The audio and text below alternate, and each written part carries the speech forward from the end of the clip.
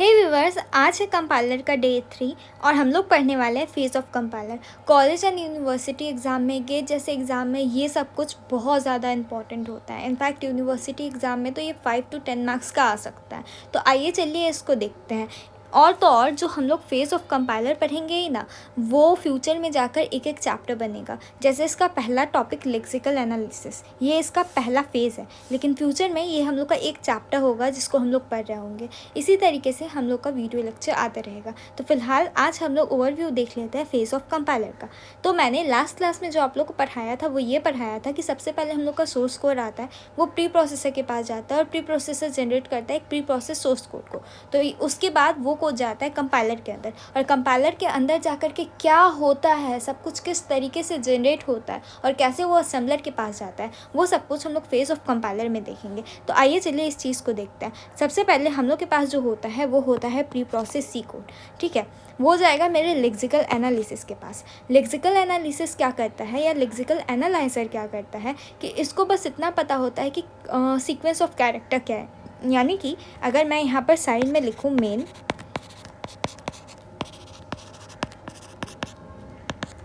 तो ये एक रन टाइम एरर देने वाला कोड है, लेकिन मेरे लेक्सिकल एनालिसिस को ये पता नहीं होता है। तो लेक्सिकल एनालाइजर क्या करेगा, इसको एक टोकन में कन्वर्ट करेगा, इसको एक टोकन में कन्वर्ट करेगा, इसको एक टोकन में कन्वर्ट करेगा। इसी तरीके से कुछ टोकन स्ट्रीम जनरेट करेगा। इसको नाम देगा T1, इसको नाम देगा T2, इसको नाम देगा 3T डॉट डॉट डॉट। इस तरीके से ये इन सबको नाम देगा।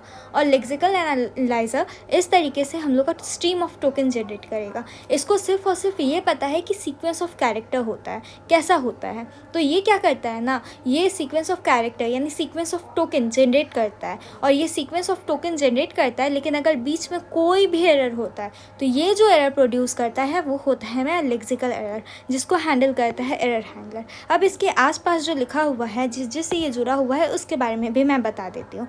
ये है मेरा सिंबल टेबल, जो कि एक तरह का डेटा स्ट्रक्चर होता है। इसके अंदर जितना कुछ भी मेरा यहाँ पर लिखा हुआ है, जैसे लेक्सिकल एनालिसिस का एक टेबल बना होता है, सिंटेक्स का एक टेबल बना होता है, सिमेंटिक का एक टेबल बना होता है, उसी तरीके से सबके लिए एक टेबल बना होता है, जिसके अंदर ये इन सब का इन्फॉर्मेशन एक टेबुलर फॉर्म में अपने अंदर स्टोर करके रखता है। तो ये होता है मेरा सिंबल टेबल।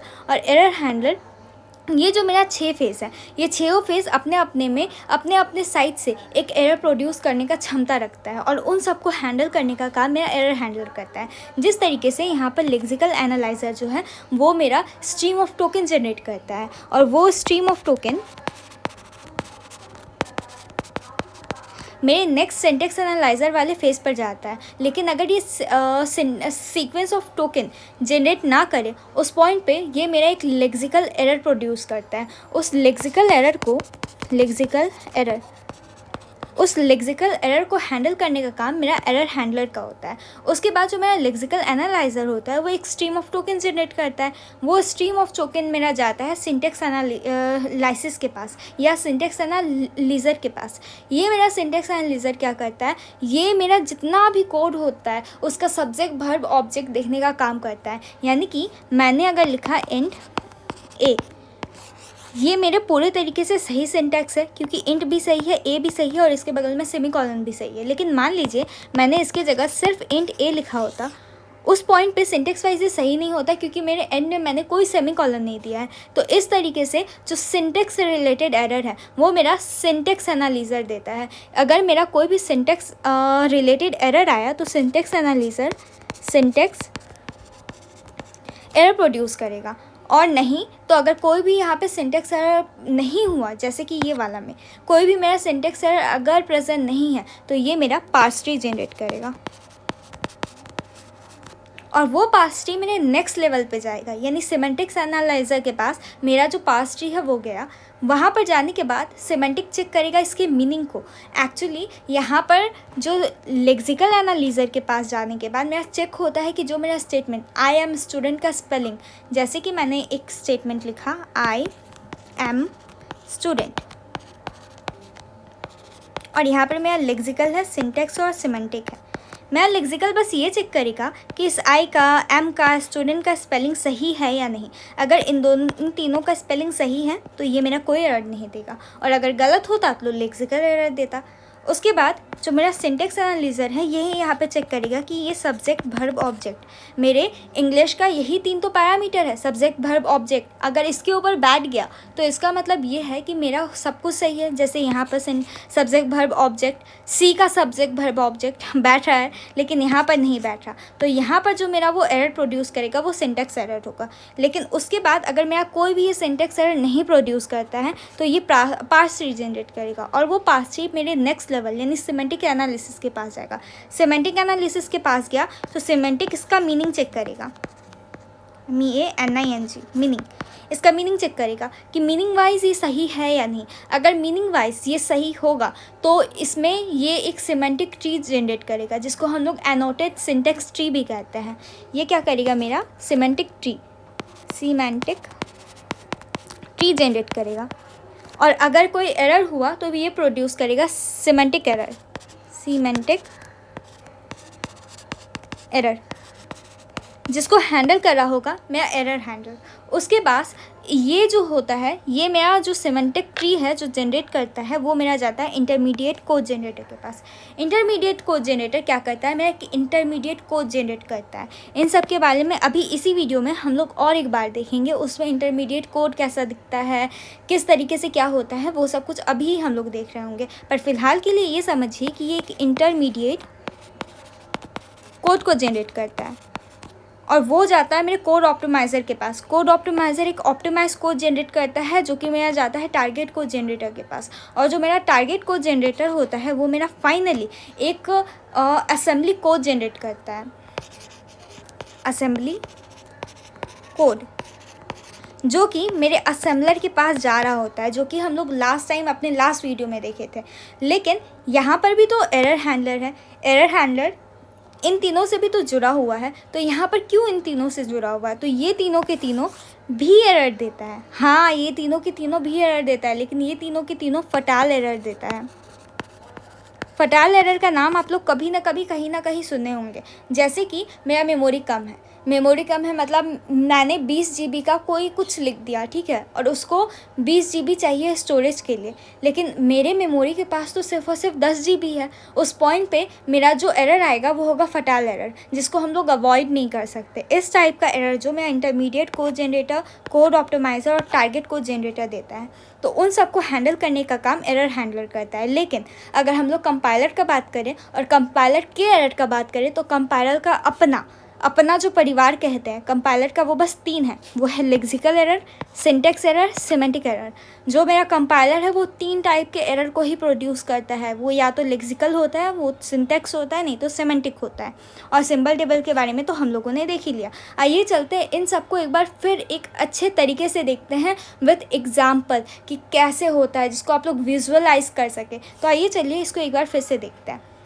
तो यहाँ पर हम लोग का ऑलरेडी एक छोटा सा बेस बन चुका है कि हम लोगों ने जो जो कुछ होता है उसको सुन लिया है। अब यहाँ पर से हम लोग देखेंगे कि जो जो होता है वो दिखता कैसा है। तो आइए चलिए इस चीज़ को यहाँ पर विजुअली रिप्रेजेंट करके देखते हैं। तो यहाँ पर सबसे पहले यहाँ पर मेरा प्री प्रोसेस सोर्स कोड आया। तो ये है मेरा प्री प्रोसेस सोर्स कोड।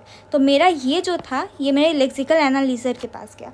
जैसे ही ये मेरा लेक्सिकल एनालाइजर के पास गया वो मेरा कुछ टोकन्स जनरेट करेगा, और यहाँ पर ये मेरा ये टोकन जनरेट किया है। किस तरीके से यहाँ 7 टोकन आए हैं तो देखें तो अगर यहाँ पर 1 2 3 4 5 6 7, यहाँ पर 7 एलिमेंट है यानी 7 टोकन जनरेट हुआ। अब ये जो मेरा 7 टोकन जनरेट हुआ है वो मेरा जाएगा सिंटेक्स एनालिसिस के पास। सिंटेक्स एनालिसिस इसको चेक करेगा कि इसका मेरा सिंटेक्स सही है या नहीं। अगर मेरा सिंटेक्स सही है उस पॉइंट पे ये मेरा कोई भी एरर प्रोड्यूस नहीं करेगा। लेकिन अगर मेरा इसका सिंटेक्स सही नहीं है, यानी मेरे ये सब्जेक्ट वर्ब ऑब्जेक्ट के क्राइटेरिया में नहीं आता है, यानी अगर यहाँ पर सेमीकोलन मिसिंग है तो यहाँ पर ये सिंटेक्स एरर देगा। लेकिन फ़िलहाल के लिए हम मान लेते हैं ये मेरा सही है, तो ये मेरा सिंटेक्स एरर नहीं देगा और ये एक पार्स ट्री जनरेट करेगा। पास ट्री कुछ इस तरीके का दिखता है। हम लोग जब सिंटैक्स एनालिसिस को लेकर के एक डिटेल चैप्टर पढ़ रहे होंगे, उसमें हम लोग पास ट्री कैसे बनाना है, किस तरह का दिखता है, किस तरीके से एलिमेंट को हम लोग को ट्री में सजाना होता है, वो सब कुछ को हम लोग देखते हैं। और अगर आप लोग कभी ऑटोमाटा पढ़े होंगे तो पास ट्री कैसा होता है वो आप लोग को पहले से ही पता होगा। तो खैर हम लोग इन सब के तरफ नहीं जाते, हम लोग बस देखते हैं कि किस तरीके से चीज़ें कैसी दिखती हैं। उसके बाद जो मेरा ये पास ट्री जनरेट हुआ वो मेरे सिमेंटिक एनालिसिस के पास जाएगा।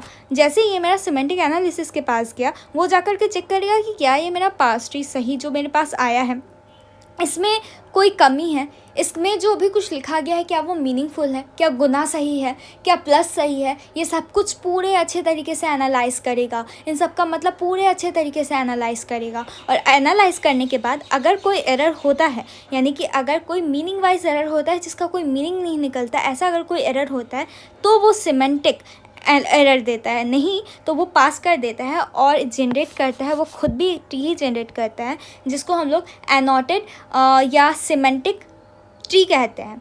ठीक है, सिमेंटिक पास ट्री कहते हैं। अब वो जो मेरा सिमेंटिक पास ट्री होता है वो मेरा जाता है ICG stand for intermediate code generator.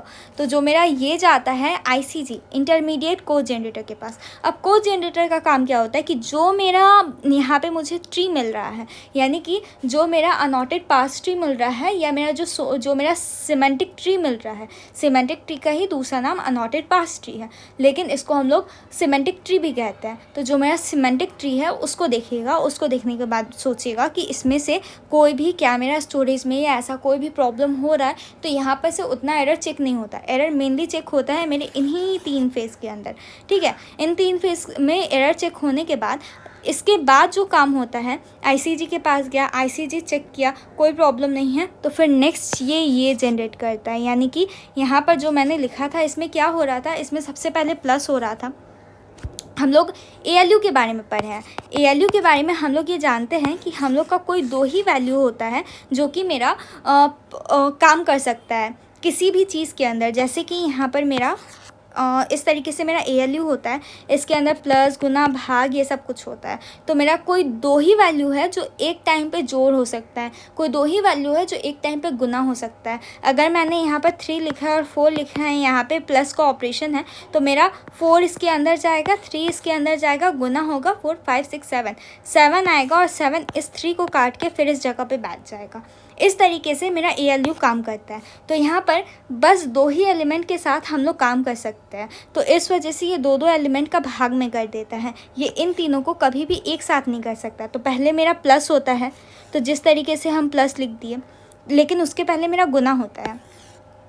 तो मैंने क्या किया, एक T1 बनाया। T1 के अंदर, यानी मैंने नहीं ये किया, कोड जनरेटर क्या किया, एक कोड जनरेट किया जो कि गुना को यानी B × C को एक T1 के अंदर रखा और A + T1 को मेरा T2 के अंदर रखा और T2 को X के अंदर रख दिया। ये काम किया मेरा इंटरमीडिएट कोड जनरेटर। अब ये जो मेरा कोड जनरेटर कोड को जनरेट किया है, ये जाएगा मेरे कोड ऑप्टिमाइज़र के पास। जैसे ये मेरा कोड ऑप्टिमाइज़र के पास गया तो यहाँ पर कुछ काम है जो बेकार हो रहा है, जो कि मेरा ना भी हो तो भी चलेगा। यहाँ पर जो हम T1 लिखे थे और यहाँ पर जो हम T2 लिखे थे और बाद में इस T2 को यहाँ पर जाके इनिशियलाइज़ किए थे, इस स्टेप को थोड़े इजी तरीके से भी हम लोग कर सकते थे, इस स्टेप को हम लोग थोड़े अलग तरीके से भी कर सकते थे। जैसे कि यहाँ पर ये सारा काम हो रहा है, तो अगर हम लोग क्या करें कि गुना वाला लाइन को तो चेंज ना करें, यानी कि यहाँ पर अगर हम देखें तो गुना वाला लाइन को हम चेंज ना करें, लेकिन अगर ये जो मेरा 2 लाइन लिखा हुआ है यहाँ पर, जैसे कि T2 से मेरा A + T1 गया और वो जो T2 का वैल्यू है X के अंदर गया, तो हम लोग क्या करें कि इस T2 को काट के इसी के अंदर X लिख दे। यानी कि जो कि मैंने यहाँ पर किया है कि X = A + T2, कुछ भी नहीं बदलेगा, अभी भी गुना हो रहा है, अभी भी मेरा जोड़ हो रहा है। तो अगर मेरा यहाँ पर कुछ भी चेंज नहीं हुआ तो कोड ऑप्टिमाइज़र क्या किया है, इसी तरीके से मेरे कोड को ऑप्टिमाइज़ करता है मेरा कोड ऑप्टिमाइज़र। और कोड ऑप्टिमाइज़र का काम भी यही होता है, वेट अ सेकेंड, और कोड ऑप्टिमाइज़र का मेरा काम भी यही होता है कि इस तरीके से कोड को ऑप्टिमाइज़ करना। उसके बाद फाइनली मेरा ये जो ऑप्टिमाइज कोड है ना, इस टारगेट कोड जनरेटर के पास जाता है। इतना दूर में बस यही काम होता है। ये मेरा कोड गया टारगेट कोड जनरेटर के पास। टारगेट कोड जनरेटर मेरा जो टारगेट कोड है वो जनरेट करेगा। मेरा टारगेट कोड यानी असेंबली कोड को जनरेट करेगा। असेंबली कोड का मतलब क्या होता है, अगर आपने कभी भी माइक्रो प्रोसेसर जैसा कोई भी चैप्टर पढ़ा हो तो आप लोगों को पता होगा कि उसके अंदर मल के लिए मल्टीप्लिकेशन के लिए मल लिखते हैं, एडिशन के लिए ऐड लिखते हैं और मूव करवाने के लिए मूव लिखते हैं। ये एक लो लेवल लैंग्वेज है, ठीक है। तो हम लोग क्या करते हैं, हाई लेवल लैंग्वेज से लो लेवल लैंग्वेज में कन्वर्ट करते हैं। कौन वो काम करता है, मेनली वो काम टारगेट कोड जनरेटर करता है। मेरे जो 5 फेज है उसमें चेकिंग हुआ, लेकिन मेरे 6 जो मेरा फेज था उसमें मेरा एक्चुअल कोड जनरेट हुआ, जो कि था मल, ऐड एंड मूव। और इस तरीके से मेरा पूरा का पूरा 6 फेज आपस में मिलकर के काम करता है और फाइनली एक असेंबली कोड यानी ये वाला जो मेरा कोड है वो जनरेट होता है। इस तरीके से मेरा ये 7 फेज काम करता है और इन सब के ऊपर जितना भी फेज है उन सब के ऊपर अपना अपना टॉपिक है, अपना अपना चैप्टर है, तो उन सब के ऊपर वीडियो आएगा। और एक बात, एक छोटा सा मैं आप लोग को और एक छोटा सा एक्स्ट्रा बात बता दूँ, जैसे कि मेरा यहाँ पर कुछ फेज़ है, ठीक है। तो इन फेज़ में हम लोग का जो ये फर्स्ट 3 फेज़ होता है ना, हम लोग इस फेज़ में ना पूरे तरीके से एनालाइज करते हैं। तो जब हम लोग इस फर्स्ट फेज़ में पूरे तरीके से एनालाइजिंग का काम करते हैं तो इस फेज़ को ना हम लोग एनालाइजर कहते हैं। लेकिन जो मेरा लास्ट 3 फेज़ होता है ना, इस लास्ट 3 फेज़ में हम लोग एनालाइज नहीं करते, काम करते हैं। तो काम करते हैं तो इस वजह से इसको सिंथेसाइज फेज़ कहते हैं, सिंथेसाइजर। इन 3 फेज़ को सिंथेसाइजर कहते हैं और इन सब में भी बैक एंड और फ्रंट एंड होता है।